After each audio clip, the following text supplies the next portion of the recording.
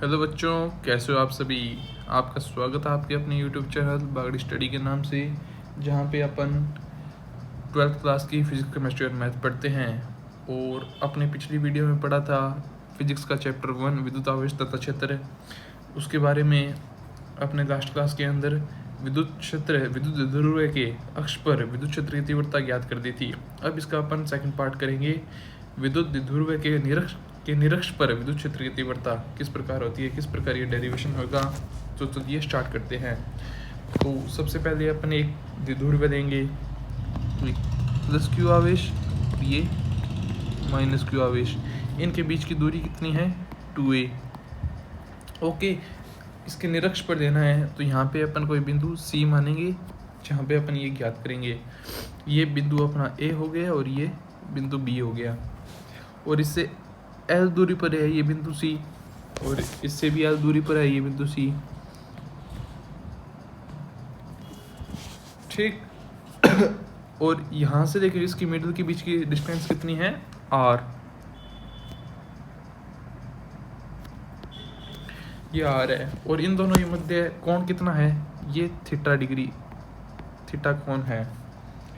अब देखिए ये एक पॉजिटिव आवेश है, तो प्लस क्यू के कारण इनमें प्रतिकर्षण होगा, तो इसकी दिशा इस तरफ होगी, ई प्लस क्यू, और इन दोनों के मध्य आकर्षण होगा, तो इसके कारण विद्युत क्षेत्र की तीव्रता की दिशा इस तरफ होगी।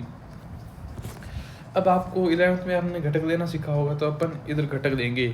तो इस साइड दोनों घटक आएंगे। एक तो ई प्लस क्यू कोस थीटा, जैसे कि इसकी ट्रिक है, जो थीटा के पास वाला वो कोस थीटा, और जो थीटा से दूर है तो वो साइन थीटा, और इधर क्या आएगा E minus Q cos theta, और इसकी नीचे की तरफ क्या आएगा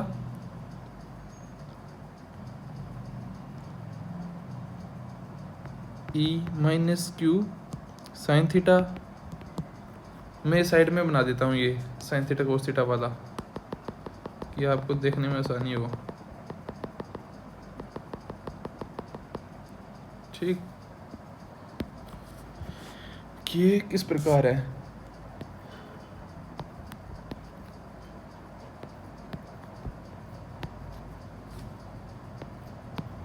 ये ई प्लस क्यू और ये ई माइनस क्यू, इधर थीटा कौन है, तो ये E plus Q cos theta, और इधर भी थीटा कौन है ये, तो E minus Q cos theta, और इधर क्या आएगा E minus Q sine theta, और इधर E minus plus Q sine theta. अब ये दोनों हैं समान परिणाम के हैं और इनकी दिशा विपरीत है, ये तो एक दूसरे को निरस्त कर देंगे। और इधर अपने जो ई प्लस क्यू है ना और ई माइनस क्यू है, इन दोनों का मान बराबर है, E plus Q is equal to E minus Q, और इनका मान है क्या के क्यू अपॉन एल स्क्वायर। ये अपने समीकरण 1 मानते हैं। अब चित्रानुसार देखते हैं अपन, ये दोनों तो निरस्त हो गए और ये दोनों एक दिशा में है, तो ये ऐड हो जाएंगे, तो ई निरक्ष बराबर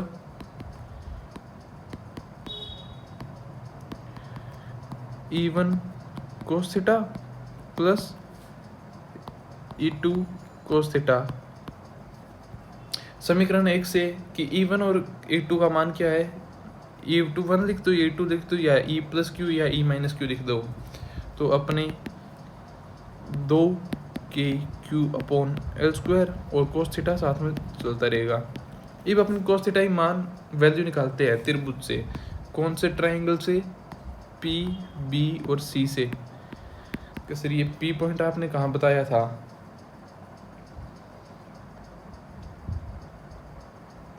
और ये जो मिडल वाला है ना, इसे अपन पॉइंट पी मानते हैं, तो इससे कोस थीटा की वैल्यू आपको एक 10th में सर ने ट्रिक बताई होगी स्कूल में आपके, लाल बटा कक्का। इसका मतलब ये साइन वाला, ये कोस, ये टेन, ये कोट, ये सेक और ये कोसेक। तो इधर अपने कोस का चाहिए, तो आधार बटे कर्ण, इसमें आधार क्या है ए, तो पी बी सी से कोस थीटा बराबर ए अपॉन, और करंट क्या है इसमें एल, तो ए अपॉन एल, इसकी जो वैल्यू है अपन इसके अंदर धर देंगे। तो इधर क्या आएगा 2k³ ए अपॉन एल की क्यूब हो जाएगी, इधर L² गुणा L³ है। अब अपन करेंगे समकोण लेंगे एक PCA और उसमें अपन पाइथागोरस की प्रमेय लगाएंगे कि पाइथागोरस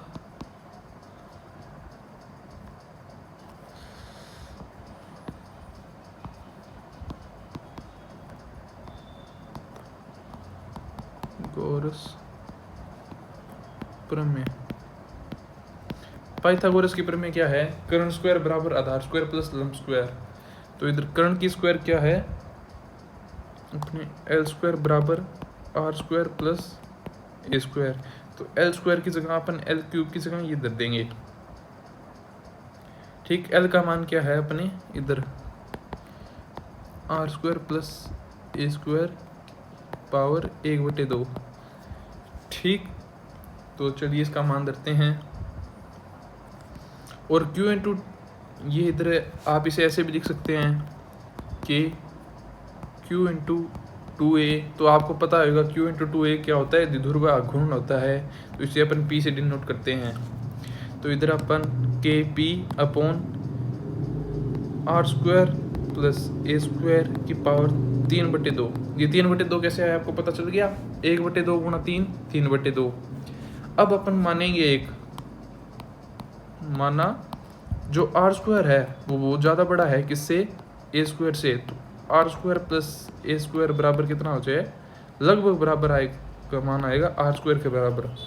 तो इधर अपन ऐसे लिख सकते हैं कि KP अपॉन R की पावर ये 2 और ऊपर चल रहा है 3/2, 2 से कट जाएगा ये 2 से 2। इधर फाइनल आंसर अपना क्या आएगा KP अपॉन R³। तो इस डेरिवेशन इतना ही था, बहुत आसान था ये और एग्जाम के लिए काफ़ी इंपॉर्टेंट था।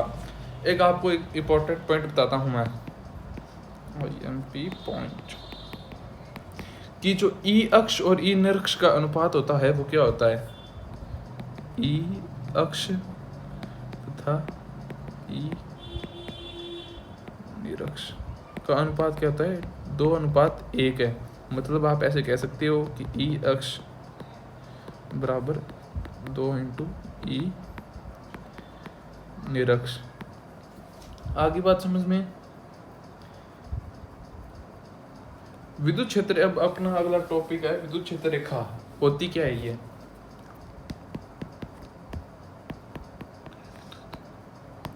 क्षेत्र रेखा। मैं आपको परिभाषा बोल के बताता हूँ। विद्युत क्षेत्र रेखाएं ऐसी काल्पनिक वक्र होते हैं जिनके किसी बिंदु पर खींची गई स्पर्श रेखा उस बिंदु पर परिणामी विद्युत क्षेत्र की दिशा बताती है।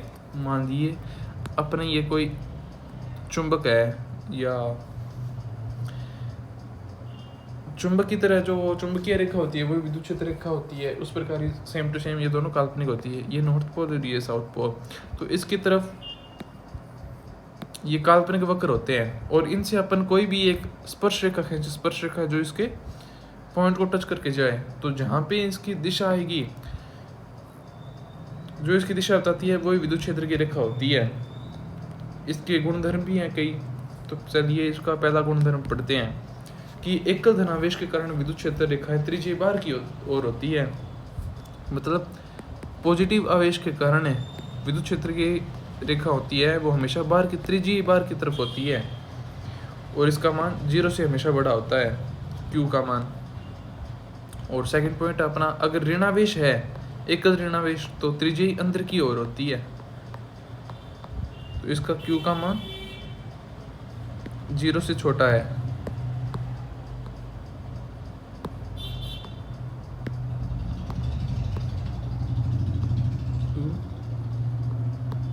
Less than 0। अब अपना तीसरा पॉइंट क्या है, यदि विद्युत क्षेत्र रेखाएं लंबाई के अनुदिश सिकुड़ने का प्रयास करती है तो वह विजातीय आवेश को आकर्षण दिखाती है। विजातीय आवेश अगर ये पॉजिटिव है और ये नेगेटिव है और ये एक दूसरे को विद्युत क्षेत्र कि अनुदिश सिकुड़ने का प्रयास कर रही है। जैसे देखिए आप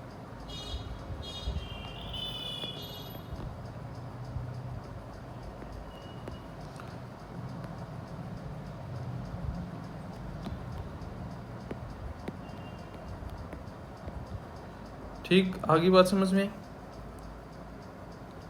और अगर ये सहजातीय आवेश है तो ये लंबवत प्रतिकर्षण का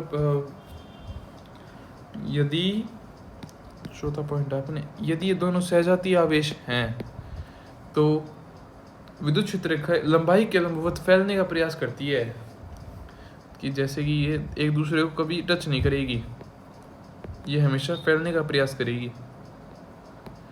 ऐसे ही अगर दोनों नेगेटिव हैं तो होएगा। आगे बात समझ में। अब एक इम्पोर्टेंट टॉपिक है कि विद्युत क्षेत्र रेखाएं कभी प्रतिच्छेद नहीं करती, क्योंकि प्रतिच्छेद बिंदु पर परिणामी क्षेत्र की दो दिशाएं प्राप्त होती है। जैसे कि मान लिए ये विद्युत क्षेत्र रेखाएं हैं, ठीक है, तो ये एक दूसरे को कभी प्रतिच्छेद नहीं करती, जैसे कि ऐसे जाके और ऐसे। तो इधर जो परिणामी सदिश आएगा तो उसकी दो दिशाएं संभव हो गई, तो ये कभी पॉसिबल तो नहीं होता। ये बहुत ज़्यादा महत्वपूर्ण बिंदु है। अगला, विद्युत क्षेत्र रेखाएं एक भौतिक अस्तित्व नहीं होता। ये जैसे कि आपको स्टार्टिंग में परिभाषा में बताया था कि एक काल्पनिक वक्र होते हैं, इनका भौतिक या रियल लाइफ में ये नहीं होती।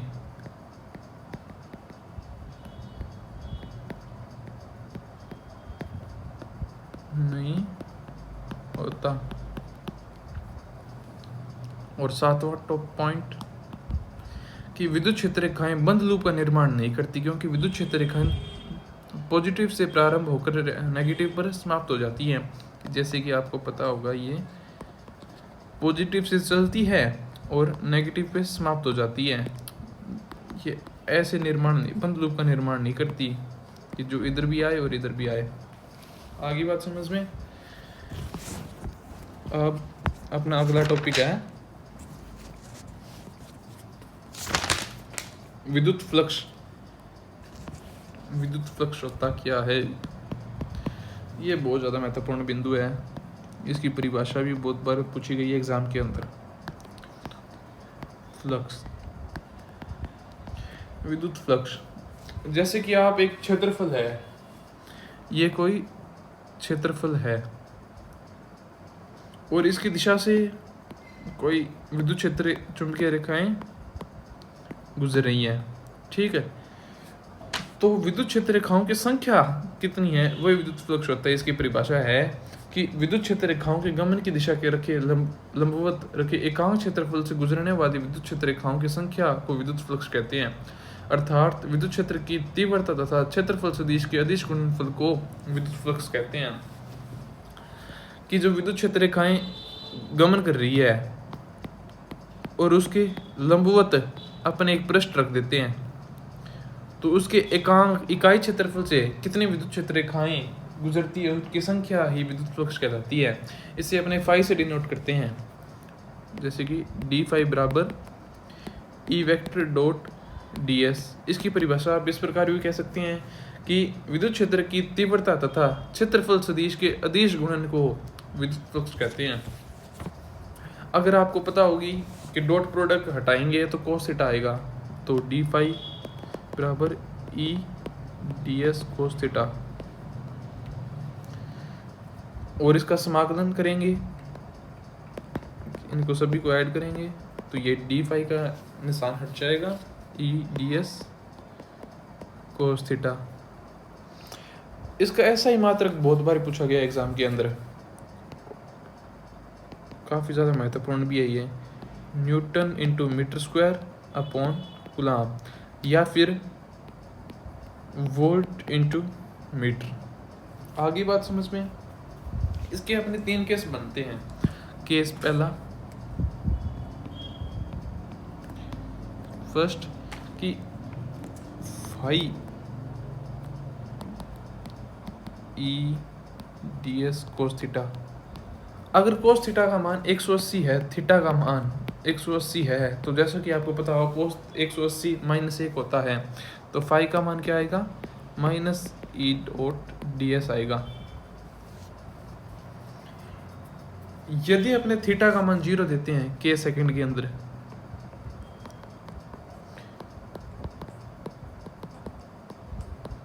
कोस थीटा, और इधर थीटा का मान अपने 0 देते हैं, तो 0 का मान अपने को पता है 1 होता है कोस 1, 0 का मान, तो फाई का मान भी क्या आएगा, अधिकतम आएगा ई डी एस। अगर अपने थीटा का मान 90 डिग्री देते हैं केस तीसरे थर्ड के अंदर, फाई कोस थीटा, थीटा का मान 90 डिग्री देते हैं, तो फाई का मान क्या आएगा अपने 0 आएगा, जैसे कि आपको पता होगा कोस 90 0 होता है। इधर एक अपन ऐसे भी कह सकते हैं कि जो टोटल फाई है इनपुट है, टोटल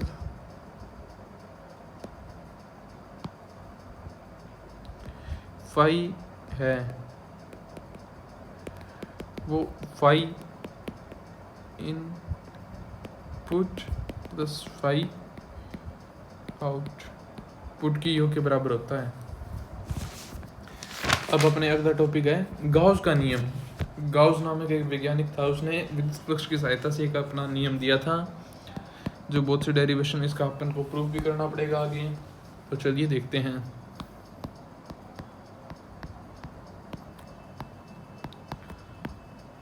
नियम, आप बोर तो नहीं हो रहे ना, तो चलिए देखते हैं कि गाउस ने एक बंद पृष्ठ की कल्पना की थी। गाउस नामक एक वैज्ञानिक था, उसने ये नहीं सर्कल एक बंद पृष्ठ की कल्पना करी थी। ओके, तो उसमें कुल आवेश, इसके अंदर जितना भी आवेश है ना, जैसा कि आपको plus Q Q Q Q, ये मान लो आपने आवेश है, तो इसके अंदर जितना भी आवेश है वो गुजरने वाले फ्लक्स में दोनों के मध्य संबंध दिया था कि किसी बंद पृष्ठ में उपस्थित है से गुजरने वाला कुल फ्लक्स उसमें उपस्थित कुल आवेश के 1/ε0 गुना होता है। जैसा कि आपको मैं बताता हूँ कि इसके अंदर गुजरने वाला कुल फ्लक्स है, जो इसका कुल फ्लक्स आएगा वो इसमें उपस्थित कुल आवेश है उसके 1/ε0 गुना होता है।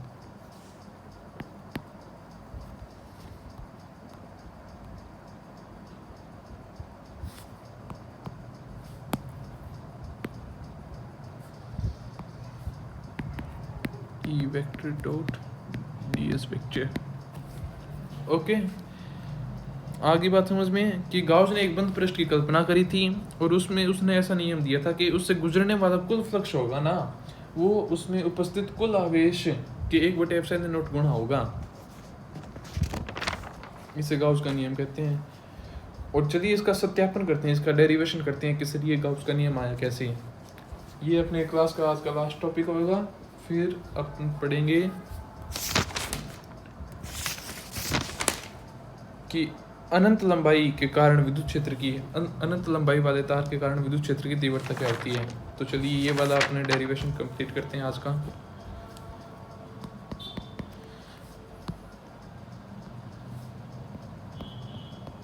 गाउस के नियम का सत्यापन,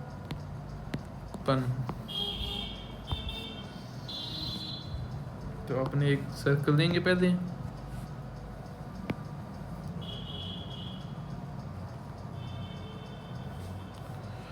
ठीक, और उससे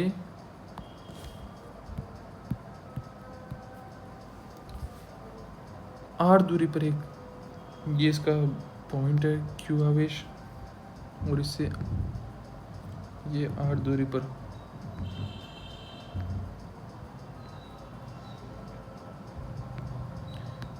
ये स्पेयर है एक, ठीक ना। तो इसके लिए अपना थीटा होएगा तो ओमेगा होएगा, डी ओमेगा अपने एक छोटे कोण के यूज़ में दिया है। तो इस कारण तो इसकी जो विद्युत क्षेत्र की तीव्रता होगी वो किस साइड होगी, बार की साइड होगी, इधर ये वेक्टर। और जो इसका क्षेत्रफल सदिश होगा वो किस साइड होएगा, इस तरफ, ds वेक्टर। इन दोनों के मध्य कोण कितना है, थीटा। माना एक अपने स्टार्टिंग में कैसे दिखेंगे,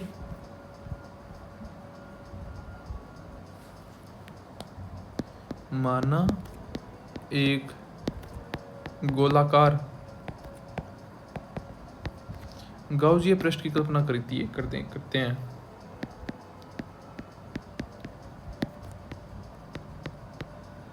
पृष्ठ की कल्पना करते हैं जिसके केंद्र पर है, जिसके केंद्र पर Q आवेश है और चित्रानुसार क्षेत्रफल अल्पांश ds का चुनाव करते हैं तथा ds का चुनाव करते हैं।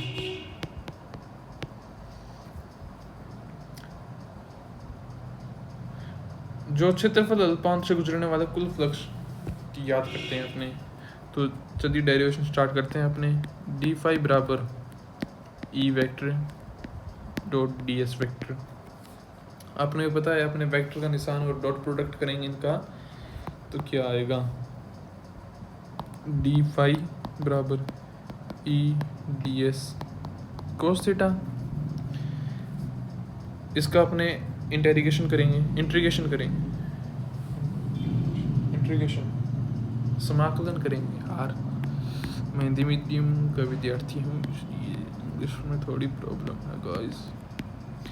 ई डी एस कोस थीटा, ये समीकरण अपनी एक हो गई। कि हम जानते हैं कि डी ओमेगा बराबर किसका होता है, कि किधर गया वो,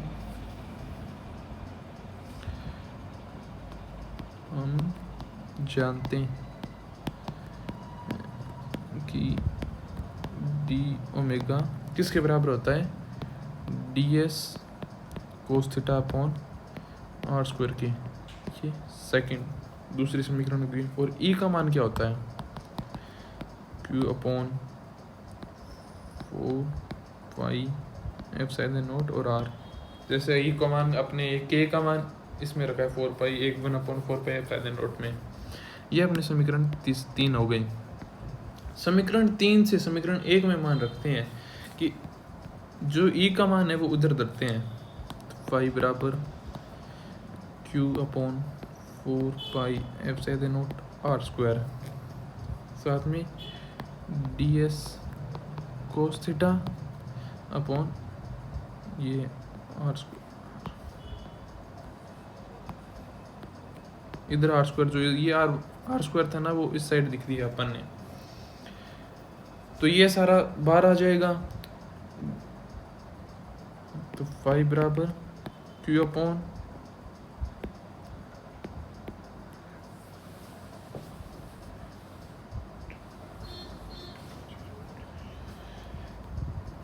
ये क्या होएगा, डी ओमेगा होएगा। कि जैसा आपने इधर पढ़ा था डी ओमेगा इसके बराबर होता है। तो डी ओमेगा का समाकलन क्या होता है, 4 पाई। ये बंद पृष्ठ है। अगर अपने इसका इतने से का चुनाव करें हैं तो ये तो डी ओमेगा है। अगर अपने पूरे स्पेयर का समाकलन कर देंगे, योग कर देंगे तो वो 4 पाई के इक्वल टू होएगा। तो डी ओमेगा बराबर 4 पाई। तो फाई बराबर Q upon 4 pi epsilon not into 4 पाई। तो 4 पाई से 4 पाई कट जाएगा, इधर फाई बराबर क्यू अपॉन एप्सिलॉन नॉट। ये अपने गाउस के नियम का सत्यापन कर दिया है। तो चलिए आज की क्लास के लिए इतना ही। आपको मिलते हैं अगली वीडियो के अंदर जहाँ पे अपन अनंत लंबाई के तार के कारण विद्युत क्षेत्र की तीव्रता की गणना करेंगे। जय हिंद, जय भारत।